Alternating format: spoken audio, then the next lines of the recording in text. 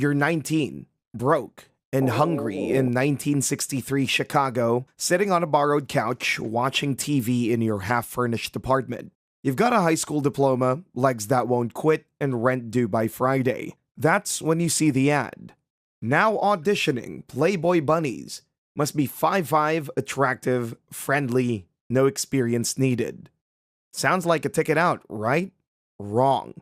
You show up in the next morning in pumps that pinch your toes and a dress that you borrowed from your roommate. You expect a line. Instead, you're surrounded. Hundreds of girls in full makeup at 8 a.m., all with the same desperate gleam in their eye. A woman with a chalkboard barks your name. Smile, she snaps. Shoulders back, now walk. You walk, you pose, you don't breathe. Then the door opens. The bunny mother walks in. Tall, severe, eyes sharp enough to cut glass. She looks at you up and down, then nods. You'll do. Congratulations. You've just joined the most glamorous meat market in America. Your job?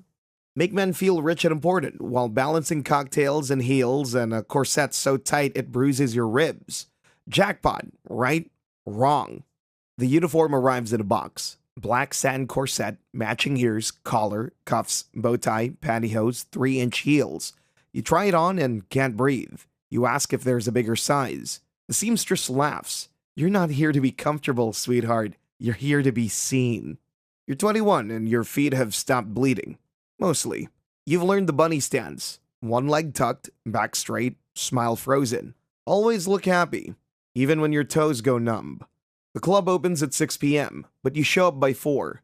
Hair teased, eyes sharp, lipstick red enough to stain forever. Your corset leaves deep welts. That's the point. The uniform isn't for you. It's for them. Men file in with keys on their belts. VIP members. Rich. Married. Starving. They look at you like your dinner.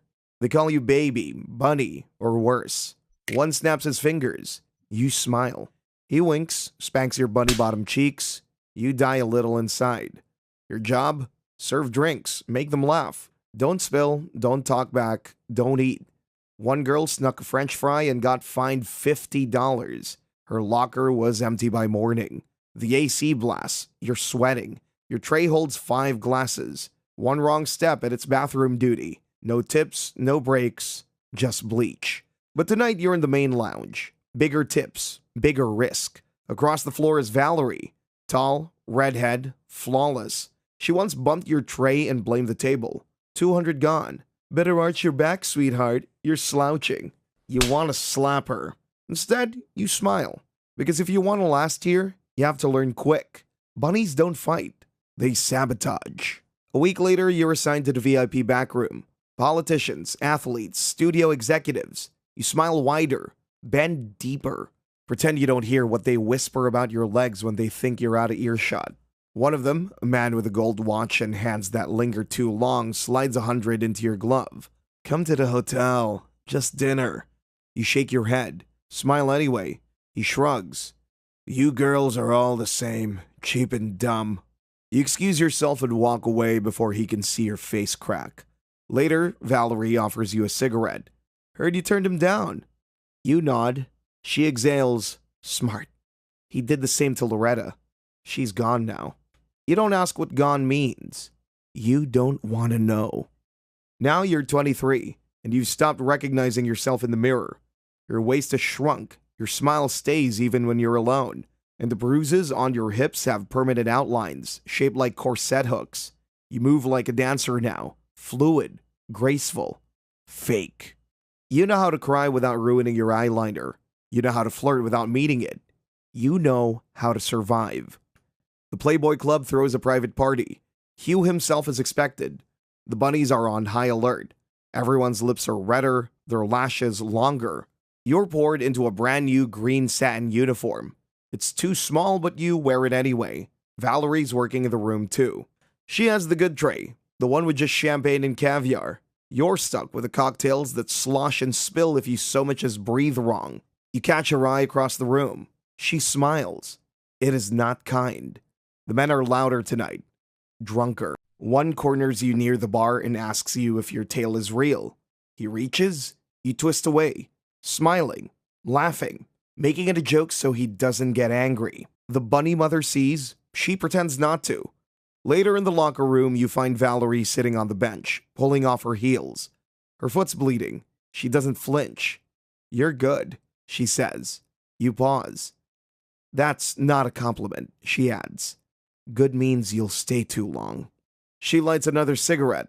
The room fills with smoke. You don't say anything because she's right. You swore you'd only do this for 6 months. That was 4 years ago. Now, you're not sure who you are without the ears. You're 26, and you finally made it to New York. The Manhattan Club is louder, richer, and meaner. The girls are sharper too.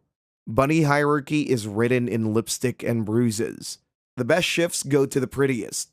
The worst go to the tired. You are tired, but you still smile. There's a new bunny in the dressing room, fresh out of high school. Legs like stilts, eyes wide. Her name's Denise. She's nervous. Keeps asking where to stand and how to serve the wine without spilling. You help her, fix her ears, show her how to tuck the corset so it doesn't cut too deep. She reminds you of you. Valerie would never help a new girl, but Valerie's gone now. Nobody says her name. She left after a man followed her home. They found her uniform in the dumpster behind the club, nothing else. Denise looks at you with gratitude. You look at her and you feel sick.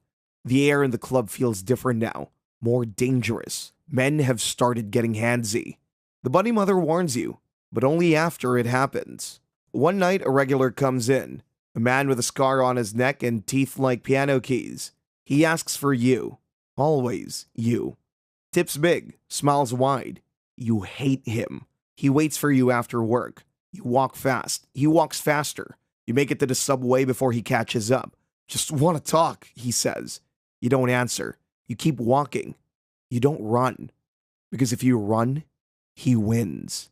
You're 28, and your body is a blueprint of every bad night. Bruised toes, blistered heels, ribs that never healed right. You've developed a cough. Your corset makes it worse. You wear it anyway. You find out Denise got promoted to cigarette bunny. Better tips, better section, less bending. You smile and say congrats. Inside, it stings. Not because she doesn't deserve it, but because you know how the story goes. She's rising, which means you're sinking. The managers start giving you fewer shifts. They say it's rotation, but the new girls get prime nights, and you're back to Tuesday graveyards with drunk tourists who don't tip. One night, you're cleaning up after closing. Denise is gone. You hear something near the lockers. A man's voice. Laughter. Then Denise. Not laughing. You open the door. The club manager stands too close, his hand on her waist. She pulls away when he sees you. He strains his tie, leaves without a word. You don't report it, because there's no one to report it to. Later, Denise won't meet your eyes. She transfers to the Vegas club 2 weeks later. You never hear from her again. The club feels colder now. Or maybe it's you. Your shifts are down to once a week. You ask the bunny mother why. She shrugs. You're not pulling like you used to. That night, you stare at your uniform in the locker. It's faded. The satin is frayed. The tail is thinning. It looks like a costume from another life. You almost don't put it on, but you do. One last time. Your section's dead. 2 tables, both cheap. You walk the floor anyway. Shoulders back, smile sharp. Same as always. Then, you see him. Gold watch. Scar on his neck. The man from before. He sees you too. You turn, walk away. He follows. In the kitchen hallway, he grabs your arm. "Miss me?" he says. You twist free. "You touch me again." I scream. You say. He laughs, but you don't back down. You hold his stare, and this time, he leaves first. You walk back to the floor, shaking. You finish your shift. You hang up your uniform, and you never come back. You're 30 now. Not a bunny, not a wife, not anyone they'd remember. You rent a room above a laundromat in Milwaukee. You teach dance classes to little girls who still smile with all their teeth and believe the world is soft. You never tell them where you used to work. Your corset sits in a box under your bed. You haven't touched it in years, but sometimes you feel it cinching your ribs. Your body never recovered. Ankles crack. Lower back hums with pain. Once a month, you dream of the club, not the lights, the voices, the tray slipping, his breath. You wake up sweating and silent. One day, you pass a magazine stand. A bunny's on the cover. Looks like Denise, but it's not her. It never is. You wonder how many of you are out there. Girls who made it, girls who didn't, girls like Valerie. Did she run? Did she die? Does it matter? You weren't famous or rich, but you made it out. Past the fantasy, past the bruises. You made it out whole enough to keep going. And when you finally throw that corset away, you don't cry. You just exhale. Because the real victory? You're still here.